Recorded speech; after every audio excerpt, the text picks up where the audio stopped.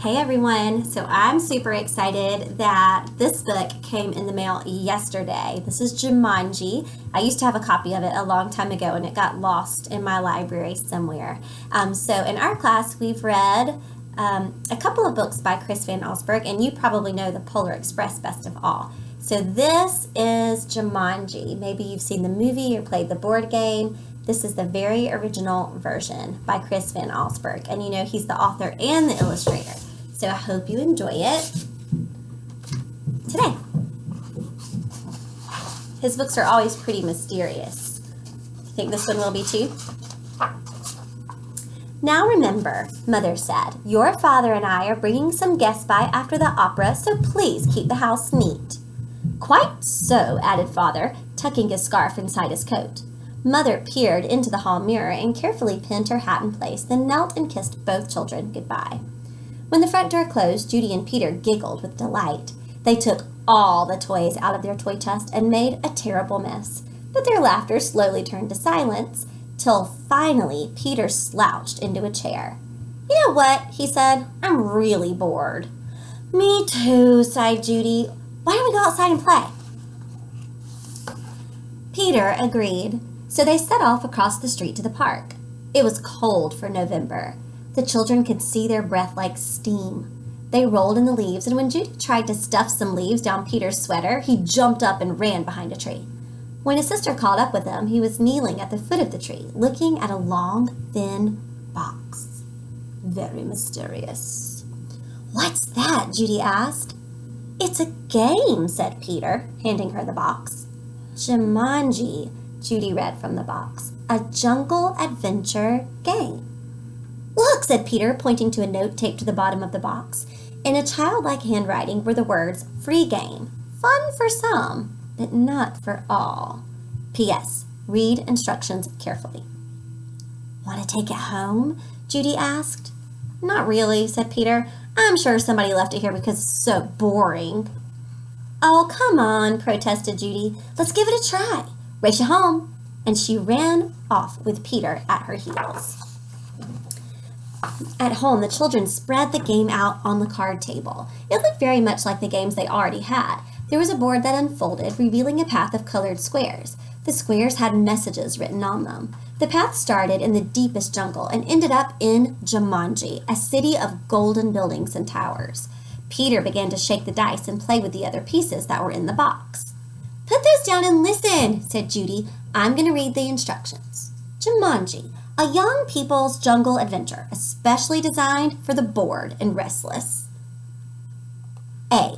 Player selects piece and places it in the deepest jungle. B. Player rolls dice and moves piece along the path through the dangers of the jungle. C. First player to reach Jumanji and yell the city's name aloud is the winner. Is that all? Asked Peter, sounding disappointed. No, said Judy. There's one more thing, and this is in capital letters. D. Very important.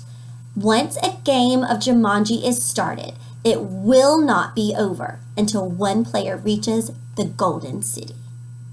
Is this a game you would play? Oh, big deal, said Peter, who gave a bored yawn. Here, said Judy, handing her brother the dice. You go first. Peter casually dropped the dice from his hand. 7, said Judy. Peter moved his piece to the 7th square. Lion attacks. Move back 2 spaces, read Judy.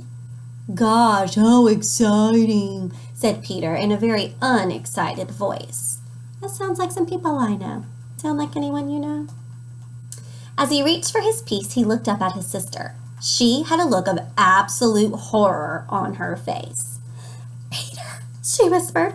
Turn around very, very slowly. The boy turned in his chair. He couldn't believe his eyes. Lying on the piano was a lion, staring at Peter and licking his lips. I think he's excited now. The lion roared so loud it knocked Peter right off his chair. The big cat jumped to the floor. Peter was up on his feet, running through the house with the lion a whisker's length behind. He ran upstairs and dove under the bed. A lion tried to squeeze under, but his head got stuck. Peter scrambled out, ran from the bedroom, and slammed the door behind him. He stood in the hall with Judy, gasping for breath. I don't think, said Peter in between gasps of air, that I want to play this game anymore. But we have to, said Judy as she helped Peter back downstairs. I'm sure that's what the instructions mean. That lion won't go away until one of us wins the game.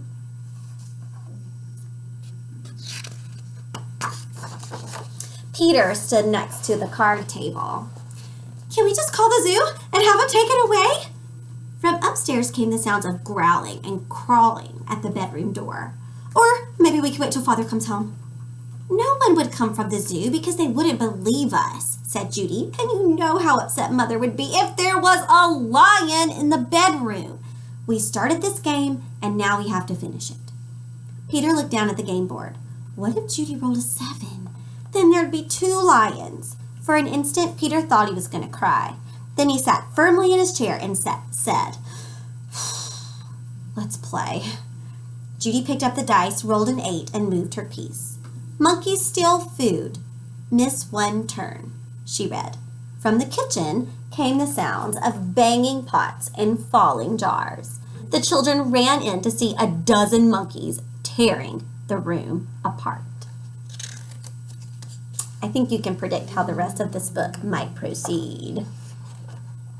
Oh boy, said Peter. This would upset Mother even more than the lion. Quick, said Judy. Back to the game. Peter took his turn. Thank heavens he landed on a blank space. He rolled again. Monsoon season begins. Lose 1 turn. Little raindrops began to fall in the living room. Then a roll of thunder shook the walls and scared the monkeys out of the kitchen. The rain began to fall in buckets as Judy took the dice. What do you expect to happen next?